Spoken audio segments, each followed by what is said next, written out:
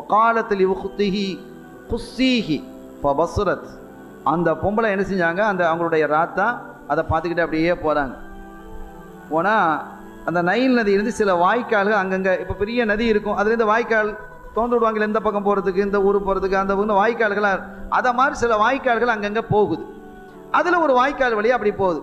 இவங்க அதை அப்படி சும்மா கண்டுக்கிடாத மாதிரி நினைச்சாங்க. நல்ல விவரமான பிள்ளை அவங்க, ரொம்ப மூசா அலைஹிஸ்ஸலாம் உடைய சகோதரி ராத்தா ரொம்ப விவரமான ஆள். அவங்க அதை கண்டுக்கிடாத மாதிரியே நினைச்சாங்க. அந்த பெட்டி இப்படி போகுது, இப்படி பார்த்துக்கிறது, சும்மா அப்படி நடந்து போகிற மாதிரி, ஏதோ வேலையை போகிற மாதிரி அந்த ஓரமாக அப்படியே போய்கிட்டே இருக்கிறாங்க. அந்த நதியிலிருந்து அது கிளம்பி அது ஒரு வாய்க்கால் வழியாக உள்ள வந்து, அந்த வாய்க்கால் எங்கே போகுதுன்னு சொன்னால் ஃபிரௌனுடைய மாளிகைக்குள்ளே உள்ள போகுது. அவன் அந்த மாதிரி வச்சிருக்கிறான். யாருக்கிட்ட போகக்கூடாதோ அவங்ககிட்ட அல்லாஹ் கொண்டு போகிறான். இதுதான் ரப்புடைய வேலை. யாருடைய ஆட்சியை அவன் யாரை கொல்லணும்னு நினச்சிருக்கிறானோ அந்த அந்த ஆளே அவன் வீட்டுக்குள்ளே போகிறாங்க. பிள்ளையா குழந்தையா பெட்டிக்குள்ளே உள்ளே போகுது. இப்படியே என்ன செய்யுது, அப்படியே உள்ளே போகிறது.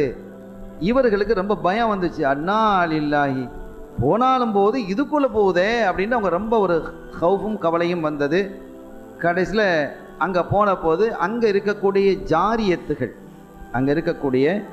ஜாரியத்துகள் என்ன செஞ்சாங்க, அங்கே இருந்தாங்க. அந்த ஜாரியத்துன்னு சொன்னால் அந்த வேலைக்கார பெண்கள், அடிமை பெண்கள். அவர்கள் பார்த்தாங்க ஒரு பெட்டி வருதே அப்படின்ட்டு நேராக அந்த பெட்டியை போய் என்ன செஞ்சாங்க, எடுத்து பார்த்தா ஒரு பெட்டி, ஒரு அழகான ஒரு டிஃப்ரெண்ட்டான ஒரு பெட்டியாக இருக்குது. ஆனால் அதை திறக்க எப்படின்னு தெரியல.